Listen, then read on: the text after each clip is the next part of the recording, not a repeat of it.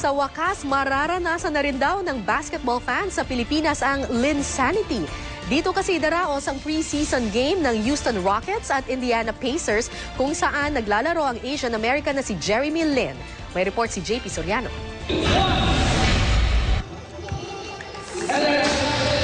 Mala championship celebration ang ginawang pag-anunsyo sa kauna-unahang gaganaping NBA Games sa Pilipinas sa October 10 ngayong taon. Si NBA Commissioner David Stern pa ang nag-anunsyo na gaganapin ito sa Mall of Asia Arena. Ang preseason game, tatampukan ng Indiana Pacers at Houston Rockets kung saan naglalaro ang Asian American na si Jeremy Linsanity Lin. Filipino basketball fans are among the most passionate in the world, and we thank you for welcoming us. Ang NBA preseason games ay ginaganap rin sa iba't ibang panig ng mundo.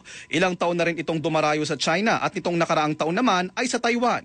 Pangako ng NBA, masasaksihan lang ng Pinoy fans ang lahat ng manlalaro ng Indiana Pacers at Houston Rockets. Bukod kay Lin, kasama na rin ang NBA All-Star shooting guard na si James Harden. Our team owners and players are excited about the opportunity to come here and play in front of such passionate fans. Magandang pagkakataon daw ito para ipakita natin sa buong mundo ang ganda ng Pilipinas. Hindi rin naman daw mabibigo ang fans sa magiging presyo ng tickets. Yeah, the tickets will be priced affordably.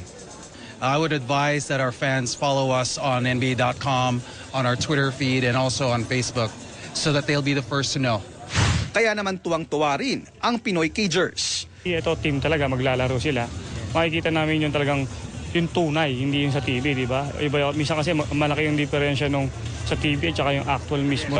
Anytime you get a chance to see them live, it's exciting.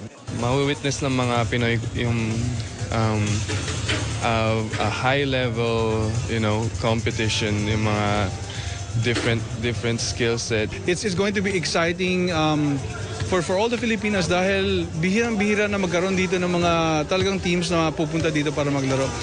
JP Soriano, GMA News.